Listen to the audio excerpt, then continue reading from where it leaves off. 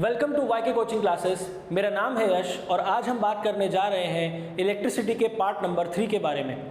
इस पार्ट के अंदर हम बात करेंगे इलेक्ट्रिक करंट के बारे में। इससे पिछले पार्ट के अंदर हम ऑलरेडी ये बात जान चुके हैं कि इलेक्ट्रिसिटी क्या होती है और उसके अंदर जो चार्जेस फ्लो करते हैं वो फ्लो किस तरीके से करते हैं या कौन उसको फ्लो कराता है। तो आज हम बात करने जा रहे हैं इलेक्ट्रिक करंट के बारे में। इस बारे में बात करने से पहले कुछ एग्जांपल्स समझ लेते हैं या जान लेते हैं। आपने हमेशा अपनी लाइफ में ये बात ज़रूर सुनी होगी कि उस स्विच को हाथ मत लगाना, उसमें करंट आ रहा है, राइट। या आपने कभी किसी चीज़ को हाथ लगाया और आपको झटका लगाओ तो आपने कहा कि यार करंट लग गया बहुत तेज, राइट। तो ये जो करंट लगना है या ये जो करंट आ रहा है इसका मतलब क्या होता है, आज हम इसको समझने जा रहे हैं, राइट। तो आज ये इस चीज़ को शुरू करते हैं। अभी तक हम ये बात जानते हैं कि एक कंडक्टर है, उस कंडक्टर के अंदर फ्री इलेक्ट्रॉन्स हैं और वो फ्री इलेक्ट्रॉन तभी मूव करेंगे जब इनके अक्रॉस एक पोटेंशियल डिफरेंस मौजूद होगा, राइट। ये इलेक्ट्रॉन्स मूव करेंगे जब पोटेंशियल डिफरेंस मौजूद होगा। लेकिन जब ये मूव करते हैं तो जो ये मूव कर रहे हैं और मतलब कितना चार्ज मूव कर रहा है कितने टाइम के अंदर, उस चीज को हम डिफाइन करते हैं इलेक्ट्रिक करंट से, राइट। जब चार्जेस किसी कंडक्टर के थ्रू फ्लो होना शुरू हो जाते हैं तो हम कहते हैं कि उसके अंदर करंट है।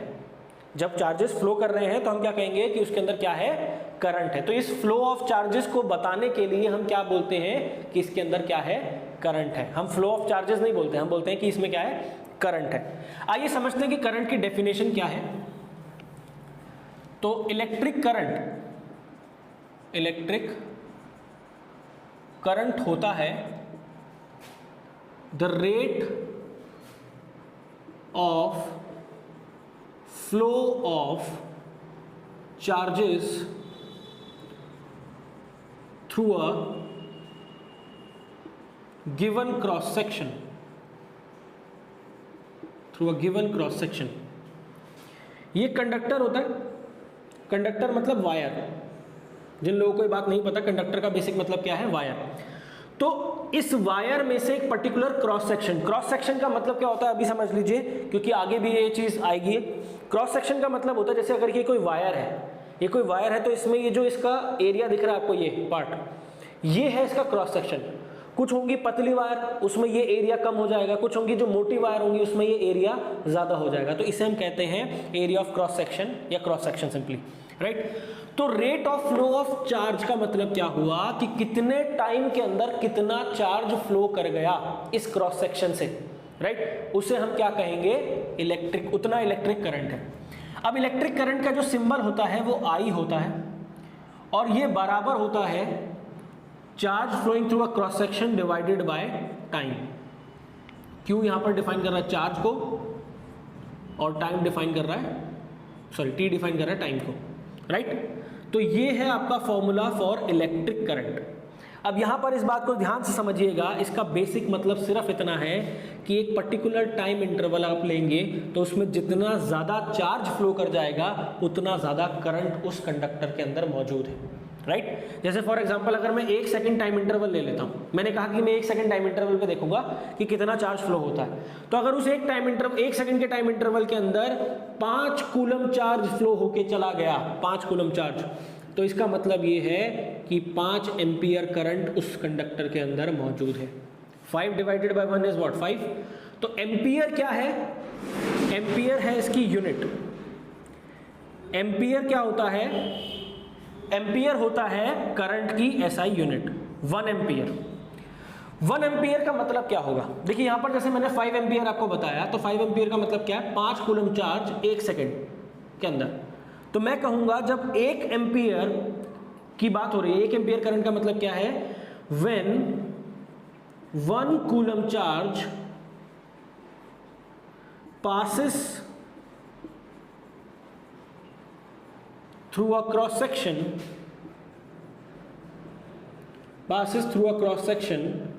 in 1 second, then I can say the current in the conductor is 1 ampere. ये पूछा जाता है पेपर में, यहां पे आपसे इस तरीके से पूछा जाएगा what is the SI unit of current and, या फिर डिफाइन 1 एम्पियर। या डिफाइन ऐसा यूनिट ऑफ करंट। तो ऐसा यूनिट ऑफ करंट को डिफाइन करने का मतलब क्या है, आपको 1 एम्पियर डिफाइन करना है। और 1 एम्पियर का मतलब क्या है, अगर 1 कूलम चार्ज किसी क्रॉस सेक्शन से 1 सेकंड में पास हो गया तो इसका मतलब उसमें करंट कितना है, 1 एम्पियर करंट है। अब इसके अलावा और बातें भी समझ लीजिए। करंट को मेजर करने के लिए भी एक डिवाइस आती है, जैसे वोल्टेज को मेजर करने के लिए थी। इस डिवाइस का नाम होता है एमीटर। एम्पियर को मेजर करना है तो नाम है एम मीटर। वोल्ट्स को मेजर करना था तो नाम था वोल्ट मीटर, राइट। तो एम मीटर की खासियत ये होती है, जैसे हमने वोल्ट मीटर में भी 2 चीजें पढ़ी थी, ऐसे हमें एम मीटर में भी 2 चीजें पढ़नी है, लेकिन उनका मतलब आपको आगे जाके समझ में आएगा। तो एम मीटर की खासियत होती है कि ये इट इज कनेक्टेड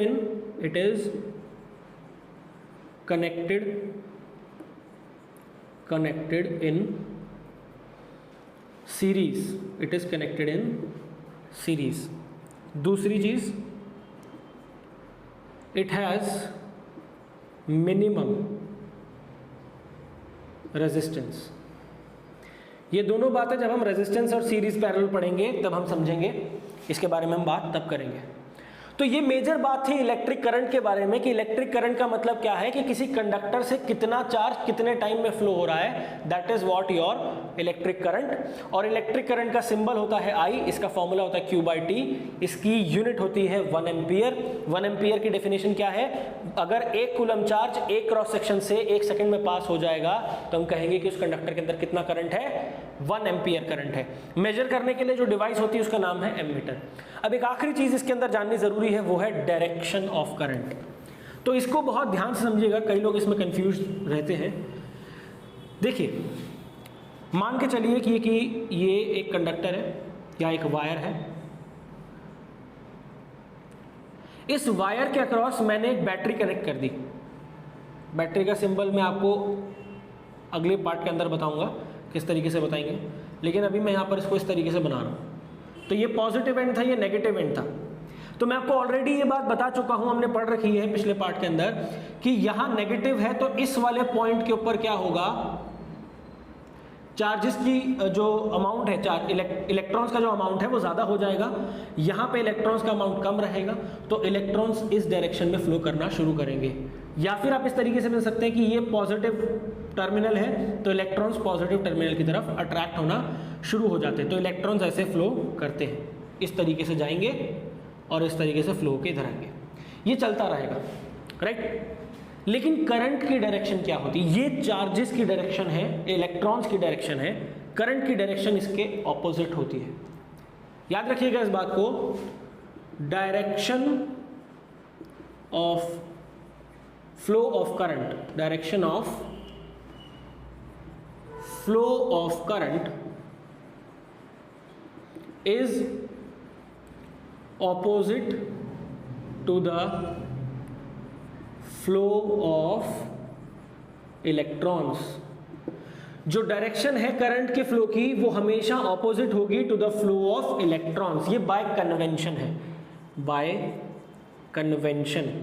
एक्चुअली उस वक्त हमें इलेक्ट्रॉन्स के बारे में नहीं पता था, हमें नहीं पता था कि इलेक्ट्रॉन्स की वजह से ये कंडक्शन हो रहा है। हमें बैटरी पता था, सेल्स पता था, लेकिन हमें ये नहीं पता था कि इलेक्ट्रॉन्स की वजह से कंडक्शन होता है। तो हमने पॉजिटिव से नेगेटिव एंड मान लिया, हमने ये मान लिया कि ये बड़ा पोटेंशियल है, कम पोटेंशियल है, तो यहाँ पॉजिटिव से नेगेटिव की तरफ चार्ज फ्लो करता है। लेकिन हमें बाद में जब पता चला इलेक्ट्रॉन्स की वजह से है, तब तक हम बहुत सारी थ्योरीज, बहुत सारी चीज़ें पॉजिटिव से नेगेटिव एंड की तरफ लेकर के बना चुके थे, तो अब उसको चेंज करना सही नहीं था। तो बाय कन्वेंशन हम इसको क्या मानते हैं, पॉजिटिव टू नेगेटिव, राइट। अब इसके अंदर बात को समझिएगा, यहाँ डायरेक्शन तो आ रही है मगर current is a scalar quantity. Please इस चीज को ध्यान में रखिए, करंट जो है वो एक स्केलर क्वांटिटी है, वो वेक्टर क्वांटिटी नहीं है। ये जो डायरेक्शन की बात हो रही है यहाँ पर, ये जो डायरेक्शन की बात हो रही है, ये डायरेक्शन की बात सिर्फ उसके फ्लो को लेकर हो रही है कि वो किस डायरेक्शन में फ्लो हो रहा है, मगर करंट जो है वो एक स्केलर क्वांटिटी है। ऐसे ही इलेक्ट्रिक पोटेंशियल, ये भी एक स्केलर क्वांटिटी है, ये कोई वेक्टर क्वांटिटी नहीं है। चार्जेस, ये भी स्केलर क्वांटिटी है, कोई वेक्टर क्वांटिटी नहीं है। ये सब अभी तक जो आपने पढ़ा है ये सब के सब क्या क्वांटिटीज हैं, स्केलर क्वांटिटीज है। स्केलर क्वांटिटी का मतलब क्या होता है, जिसमें सिर्फ और सिर्फ मैग्नीट्यूड होता है, डायरेक्शन नहीं होती। यहाँ जो डायरेक्शन की बात हो रही है ये सिर्फ इसके फ्लो के बारे में हो रही है कि इस तरफ से इस तरफ जाएगा या इस तरफ से इस तरफ जाएगा। तो हमेशा ध्यान रखिएगा direction of flow of current is opposite to the flow of electrons, या फिर from positive terminal of the battery or cell to negative terminal,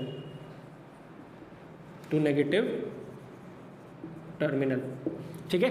या तो opposite of the flow of electrons की याद रख लीजिए, या फिर पॉजिटिव टर्मिनल से नेगेटिव टर्मिनल का याद रख लीजिए। पॉजिटिव टर्मिनल को ही हम हायर पोटेंशियल कहते हैं, जिसका हायर पोटेंशियल होगा वही पॉजिटिव टर्मिनल होगा, और जिसका लोअर पोटेंशियल होगा उसी को हम नेगेटिव टर्मिनल कहेंगे। तो सपोज कीजिए कि एक कंडक्टर है आपके पास में, और इस कंडक्टर पे इस पॉइंट का पोटेंशियल जो है वो 128 वोल्ट है, और इस पॉइंट का जो पोटेंशियल है वो 120 वोल्ट है, राइट। और जो चार्ज फ्लो कर रहा है इस कंडक्टर के अंदर, जो चार्ज फ्लो कर रहा है इस कंडक्टर के अंदर, वो चार्ज क्या फ्लो कर रहा है, वो कर रहा है 2 कूलम। तो अगर आपसे पूछा जाए 2 कूलम फ्लो कर रहा है इन 2 सेकेंड्स। सबसे पहले तो हम यहाँ बात कर लेते हैं, इसको छोड़िए, चार्जेस को छोड़िए। यहाँ पर अगर पूछा जाए कि यहाँ पर 128 वोल्ट है इस पॉइंट पर, उस पॉइंट पे 120 वोल्ट है, तो कितना पोटेंशियल डिफरेंस है, तो आप सीधा क्या करेंगे, 128 माइनस 120 दैट इज 8 वोल्ट्स। ये है इसके बीच का पोटेंशियल डिफरेंस। और क्योंकि ये हायर पोटेंशियल है तो ये पॉजिटिव टर्मिनल होगा, और ये लोअर पोटेंशियल है तो ये नेगेटिव टर्मिनल होगा। करंट कहाँ से कहाँ फ्लो करेगा, higher potential to lower potential, या फिर positive to negative. This will be the flow of current. What will be the flow of electrons, यहाँ से यहाँ इधर की तरफ आएंगे, lower potential to higher potential, ठीक है। तो ये सारी बातें थी जो इलेक्ट्रिक करंट के अंदर हमने करनी थी। अब इसके अगले पार्ट के अंदर हम एक इलेक्ट्रिक सर्किट के बारे में समझेंगे, उसके क्या क्या कंपोनेंट्स होते हैं, क्या इलेक्ट्रिक सर्किट होता है, किस तरीके से वो कंपोनेंट्स काम करते हैं, क्या मतलब होता है उनका, क्या सिंबल होता है। इन सब सी चीज़ों के बारे में हम नेक्स्ट पार्ट के अंदर बात करेंगे। तो आज के लिए इतना ही। Thank you so much.